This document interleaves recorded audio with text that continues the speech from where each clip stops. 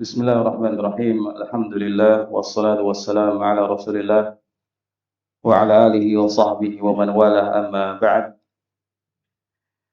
Ayyuhal hadirun rahimakumullah taala.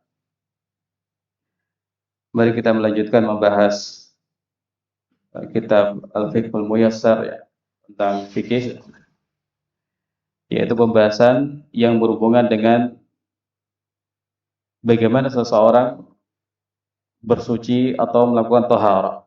Media apa yang dipakai dalam melakukan taharah. Ikhwani wa akhwati fillah rahimakumullah taala. Pembahasan ini nanti akan mengantarkan kita kepada satu nikmat dari Allah Azza wa Jalla berupa nikmat air yang manfaatnya sangat banyak sekali. Di antaranya adalah untuk bersuci.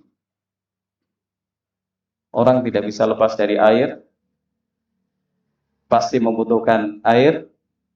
Ketika air tidak ada atau berkurang, manusia akan mengalami kesulitan besar. Nah, salah satunya adalah ketika air itu kurang atau tidak ada, kaum muslimin akan kesulitan melakukan taharah. Baik, kita mulai. Al-mas'alatu tsalinah ats-tsaniyah al-ma'u alladhi tahsulu bihi taharah. Pembahasan kedua itu tentang air yang menjadi media untuk bertaharah.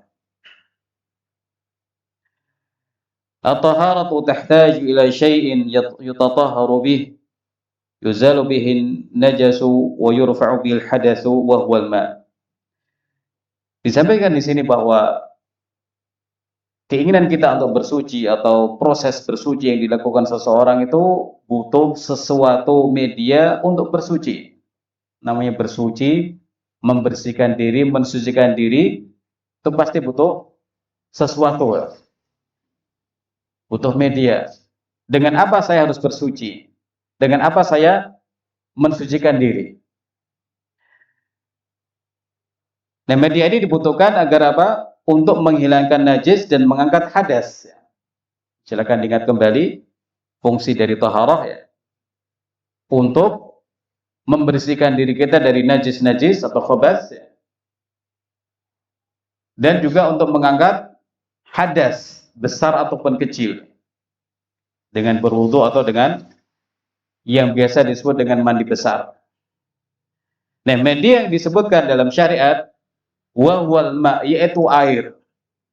Air itulah media atau sesuatu yang dipakai seseorang, dibutuhkan seseorang untuk mensucikan dirinya dari hadas dengan berwudu atau mandi besar, atau untuk membersihkan najis yang ada pada dirinya atau tempat tertentu.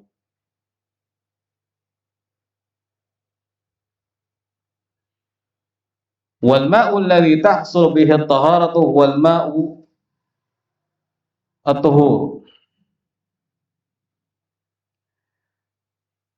Air yang bisa mewujudkan taharah adalah air yang tahur. Air yang tahur, air yang suci dan mensucikan. Ini bahasa dalam syariat tahur ya. Bukan sekedar bersih tapi suci dan mensucikan. Wa huwa tahir fi dzatihi al-mutahhiru li ghairihi.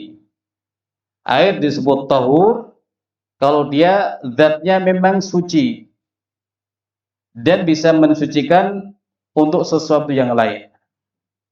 Suci dan mensucikan, karena itu disebut tahur, bukan sekedar suci, tidak ada najisnya, tapi betul-betul tahur, dia suci dan bisa dipakai untuk mensucikan yang lain.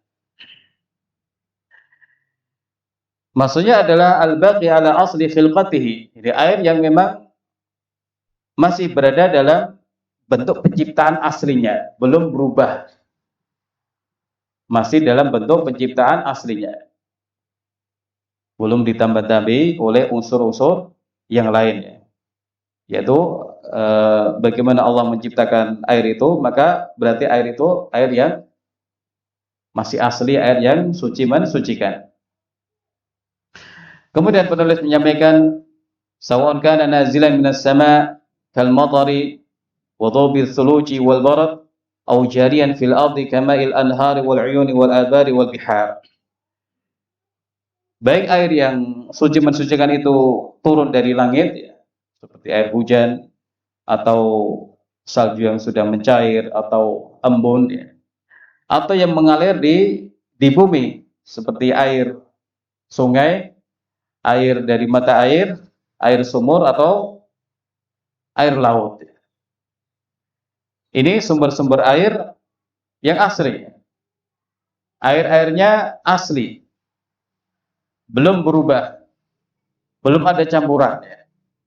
Nah, biasanya dalam buku fikih disebutkan air-air yang bisa dipakai untuk taharah ada 7 ya. Al-miyahul ladzi yajuzu biha tatahuru sab'u miyah. Air-air atau jenis-jenis air yang boleh dipakai untuk bersuci itu ada 7 air. Pertama air hujan, kedua air laut, ketiga air sungai, kemudian air sumur, mata air, salju, dan air embun. Ini adalah air-air yang masih berada dalam bentuk penciptaan aslinya. Belum ada campuran-campuran yang lain yang merubah bentuknya atau merubah namanya menjadi bukan air yang suci mensucikan. Allah Subhanahu wa taala berfirman, "Yunazzilu 'alaikum minas samaa'i ma'an liyutahhirakum bih." Dan dia Allah Subhanahu wa taala menurunkan kepada kalian dari langit air yang Allah taala mensucikan kalian dengan itu. Di sini Allah Subhanahu wa taala langsung menyebutkan fungsi dari air hujan, bahwa air hujan itu bersih dan Allah taala mensucikan kalian dengan air hujan tersebut. Dan juga firman Allah taala, wa anzalna minas samaa'i ma'an tahura, dan kami turunkan dari langit air yang tahur, air yang tahur, suci, mensucikan ya, mensucikan seseorang dari hadas, dari najis, dan juga membersihkan orang dari kotoran-kotoran yang ada pada dirinya. Nah, sebagian ulama Bapak Ibu rahimahullah taala menyampaikan bahwa hakikatnya asal usul air itu ya dari atas ya. Dari langit ya. Air sumur, air mata air sungai. Hakikatnya dari atas. Dari air hujan. Makanya tidak berubah sifatnya dari sifat suci dan mensucikan.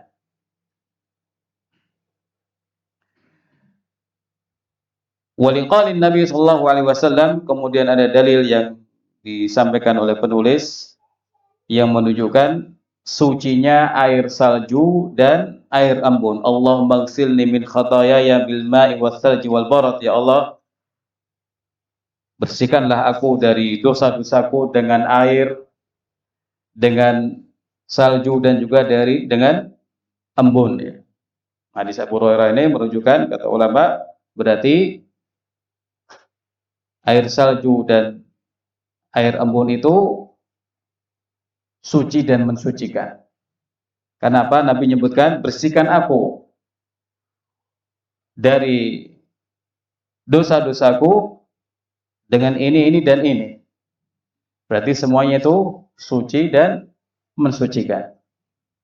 Sedangkan dalil yang menunjukkan air laut itu suci mensucikan, ini pernah dibahas ya dalam hadis Bulughul Maram. Nabi SAW pernah ditanya seorang tentang air laut ya. Di sahabat ini sedang berlayar atau mengarungi samudra atau akan mengarungi samudra. Sementara persediaan atau stok air tawar yang mereka bawa itu terbatas. Kalau mereka kemudian berwudu dengan air itu, maka mereka akan kehausan. Lalu ditanya, apakah kami boleh berwudu dengan air laut? Kata Nabi, huwa tuhur ma'uhu al-hillu maitatuhu. Dia itu airnya suci. Wa tahuru ma'uhu, dia itu suci airnya. Disebut tahur, suci dan mensucikan. Bisa dipakai untuk bersuci. Kemudian beliau menambah jawaban, dan bangkainya itu halal, halal bangkainya. Ikhwani wa akhwati fillah rahimakumullah taala. Jadi ini beberapa dalil yang menunjukkan sucinya air hujan, kemudian sucinya air laut, air dari salju ataupun air embun. Boleh dipakai untuk bersuci, mengangkat hadas ataupun membersihkan najis. Kemudian di akhir pembahasan ini penulis menyampaikan bahwa taharah tidak bisa terwujud dengan cairan selain air, ya.